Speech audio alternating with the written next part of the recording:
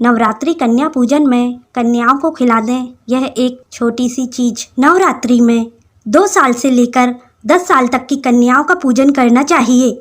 नवरात्रि की महाअष्टमी और महानवमी की तिथि के दिन कन्या पूजन किया जाता है। इस साल यह 23 और 24 अक्टूबर को पड़ेगी।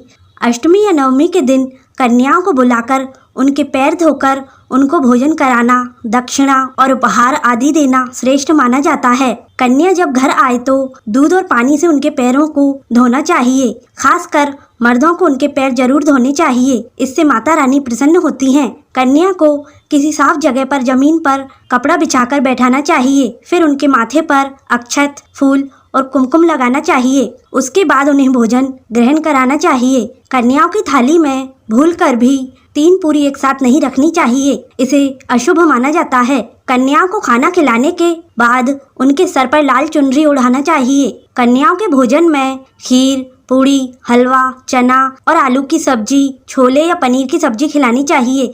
वैसे माता रानी का प्रिय भोजन खीर, हलवा, पूरी और छोले आदि ही है। कन्याओं के भोजन में लहसुन और प्याज का इस्तेमाल नहीं करना चाहिए। कन्याओं को बाजार की डब्बा बंद कोई भी चीज़ ना खिलाएं। अक्सर लोग कन्याओं को कुरकुरे, चिप्स आदि के पैकेट दे देते हैं, जो कि ठीक नहीं माना जाता है। इनमें लहसुन, प्याज हो सकते हैं, जिसके कारण आपका व्रत खंडित हो सकता है और माँ दुर्गा क्रोधित हो सकती हैं। कई लोग कन्या पूजन में खाना घर पर नहीं बनाते हैं और बाहर से रेडीमेड खाना मंगाकर खिला देते हैं या दही जलेबी खिलाते हैं, जो कि शुभ नहीं माना जाता है। ऐसे खाना वह लोग खिलाते हैं जिनके घर में कोई दुर्घटना आदि हो गई है या घर में कोई बीमार है या कोई और मुसीबत हो। लेकिन अगर आप स्वस्थ हैं, आपको कोई परेशानी नहीं है, तो आपको स्वयं के हाथों से बना शुद्ध व पक्का भोजन ही कन्याओं को खिलाना चाहिए। इससे माता रानी प्रसन्न होती हैं। कन्याओं को प्लास्टिक के बर्तनों या फिर डिस्पोजल में खाना नहीं खिलाना चाहिए। ऐसे बर्तन पूजा पाठ के कामों में शुभ नहीं माने जाते हैं। कन्याओं को हमेशा स्टील से बने बर्तन या पत्तों से बने दोने और पत्तल में ही भोजन कराना चाहिए। कन्या पूजन के दौरान यदि बीच में शुक्रवार पड़ जाए तो कन्याओं को कोई भी खट्टी चीज नहीं खिलाना चाहिए, क्योंकि शुक्रवार का दिन माता संतोषी को समर्पित होता है और माता संतोषी नवरात्रि के दिनों में सक्रिय अवस्था में होती हैं। वह भी नवरात्रि में 9 देवियों के साथ आपके घर में आती हैं। इसलिए नवरात्रि में शुक्रवार के दिन ना तो खट्टा भोजन बनाएं और ना ही कन्याओं को खिलाएं। इन चीजों को खिलाने से आपको घोर पाप लगेगा और माता संतोषी रुष्ट हो जाएंगी।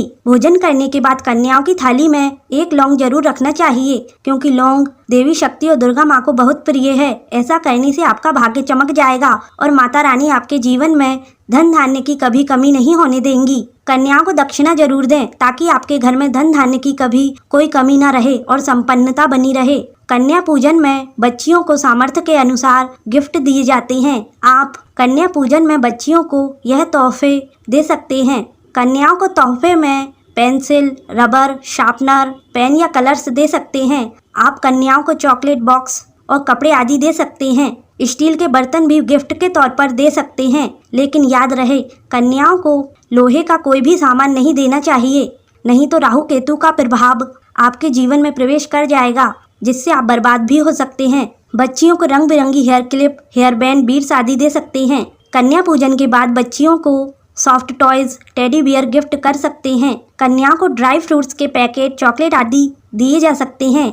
कन्याओं को रंग बिरंगी चूड़ियाँ दी जा सकती हैं। बच्चियों को स्कूल बैग, पर्स या क्लच भी गिफ्ट में दिए जा सकते हैं। कन्याओं को story books, piggy bank, tracking watch, lunch box, water bottle, diary और मग आदि भी दे सकते हैं। कन्याओं को गिफ्ट में भूलकर भी काले कपड़े नहीं देने चाहिए। जब कन्या अपने घर के लिए प्रस्थान करें तो उनके चरण जरूर छू लेने चाहिए और अपने मन में प्रार्थना करनी चाहिए। सच्चे दिल से मांगी गई मुराद माता रानी अवश्य पूरी करती हैं। कन्या पूजन से देवी प्रसन्न होती हैं और उनकी कृपा प्राप्त होती है।